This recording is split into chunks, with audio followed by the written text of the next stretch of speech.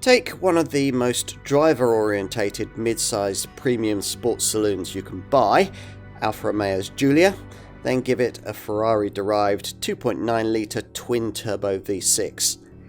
Add in a special torque differential to get all that power down through the rear wheels, and assign a Ferrari engineer to finesse this creation. The result is this Giulia Quadrifoglio, and it's rather unique. This slightly revised 520 horsepower version is even more tempting.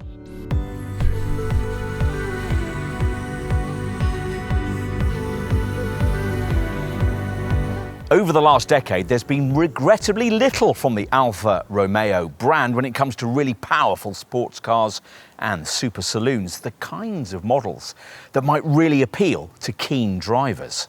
At the launch of the Milanese marque's important Giulia Saloon in 2016, though, we saw a car that represented just that, the Giulia Quadrifoglio.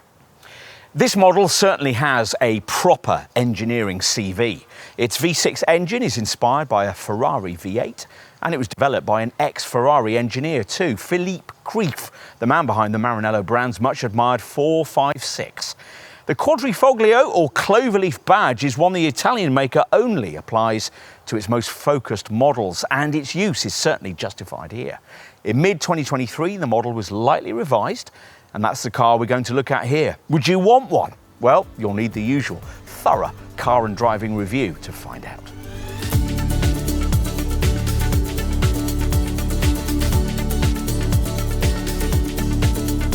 The engineering of this car hasn't changed in this lightly updated form, which means this Giulia Quadrifoglio model continues to be a four-door Ferrari in all but name. Under the bonnet lies a 2.9 litre petrol V6 bi-turbo that's essentially a cut-down version of the 4 litre V8 used in Maranello's 488 GTB. It develops a thundering 520 brake horsepower, which at the time of this test was an output only 10 less than a rival BMW M3 competition, and substantially bettered only by the much pricier Mercedes C63E Performance.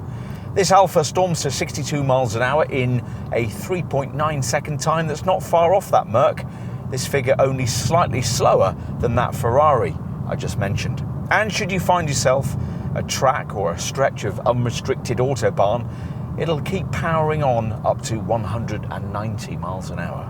Alfa's thrown all the performance technology it has at this Halo model, though interestingly not its Q4 four-wheel drive system, not for our market anyway. In lieu of that, active torque vectoring helps get the power down through the bends, active suspension varies the damping, and Alfa chassis domain control connects the different systems to deliver the best setup as the car is being driven. There's also an Alfa Active Aero system that alters the angle of the front splitter to help this model sigh through the air more cleanly, plus the DNA drive mode system gets an extra race setting for tyre smoking starts. Other markets get a manual gearbox option, but an 8-speed paddle shift auto transmission is mandatory for the UK.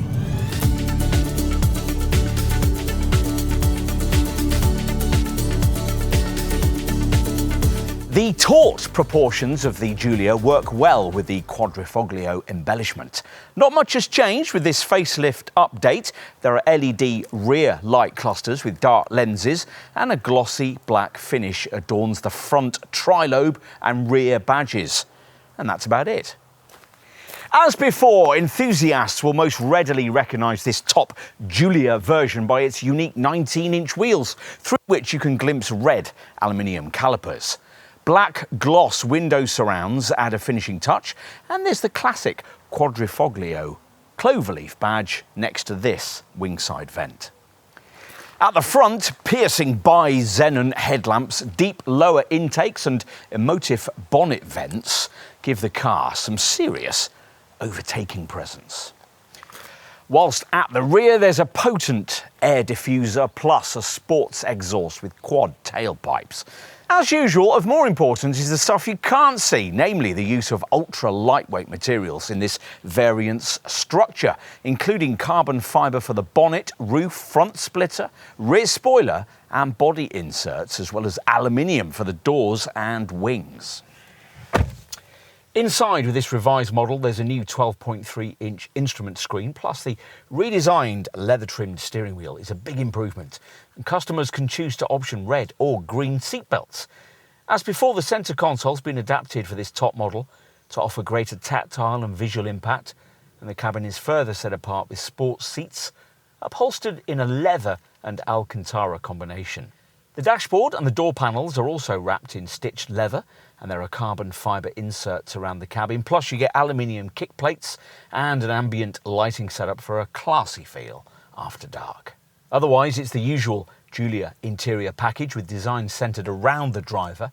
The main controls grouped together on the small steering wheel.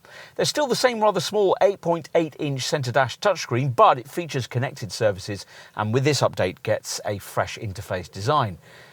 Exclusively available on this Quadrifoglio model, the centre display's performance pages show the temperatures of the main mechanical components, torque delivery, turbo pressure and power used, as well as digital chronometers to measure acceleration and maximum speed, allowing the driver to view performance levels and vehicle status in real time. When it's time to take a seat in the rear, taller folk may find access hindered a little by the swept-back roofline. Still, the rear door opens decently wide. And once inside, you'll find that there's a decent amount of back seat space by class standards, with plenty of space to push your feet forward beneath the front chairs. Circular vents, a USB port and a centre armrest all feature. Out back, there's a 480-litre boot, but no space beneath the cargo area floor. You can at least conveniently extend the space via a 40-20-40 rear backrest split.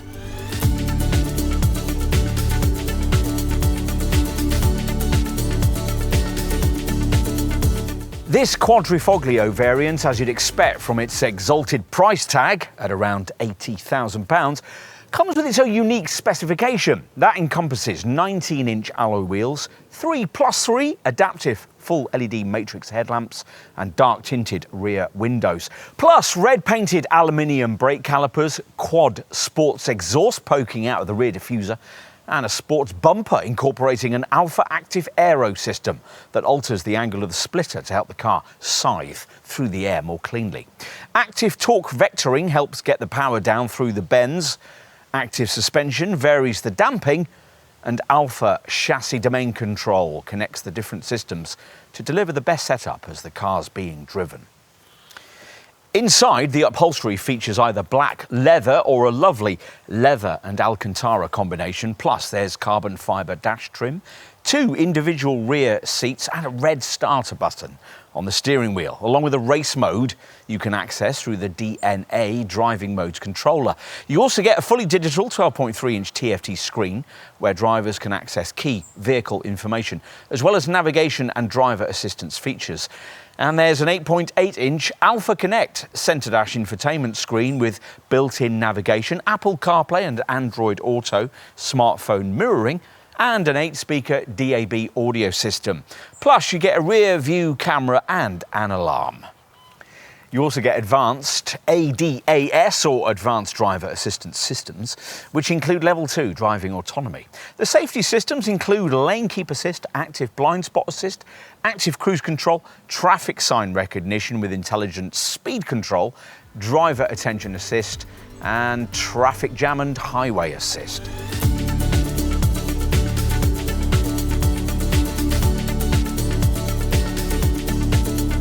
No one would expect this top 2.9-litre V6 bi-turbo Quadrifoglio Super Saloon variant to be a paragon of frugality, but thanks to a cylinder deactivation system that cuts in under part throttle loads, it actually doesn't do too badly. Its WLTP figures 28.2 mpg on the combined cycle and 228 grams per kilometre of carbon dioxide are roughly equal to what you get in a rival BMW M3 Saloon. The figures quoted assume a selection of the advanced efficiency DNA system driving mode, which softens off the throttle response to give better fuel consumption. There's a graphic fuel consumption display in the instrument binnacle TFT readout, And there's an efficient drive eco-coaching setup on the centre dash infotainment screen that grades the frugality of your progress based on 3 criteria: acceleration, deceleration, and gear changing.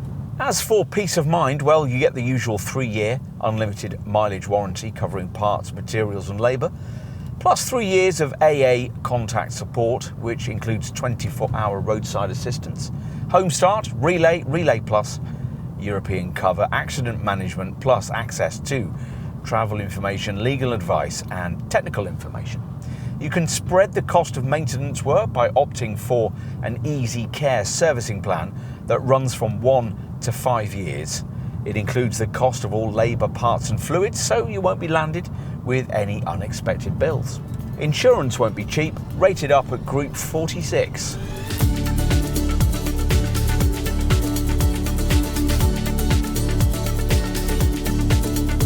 We can't help being reminded here of another car developed by a premium Fiat Group brand with Maranello assistance, the Lancia Thema 832, known popularly as the Thema Ferrari, and produced between 1984 and 1994. That car used a 3-litre V8 that developed around a third of the power boasted by this Giulia Quadrifoglio. Time has moved on, and how? You could argue that this top Giulia doesn't offer anything you can't already get from a rival BMW M3 competition, and in some ways, that's true. But this Alfa delivers its performance in an even more beguiling way, and of course it's much rarer. One for collectors, we think.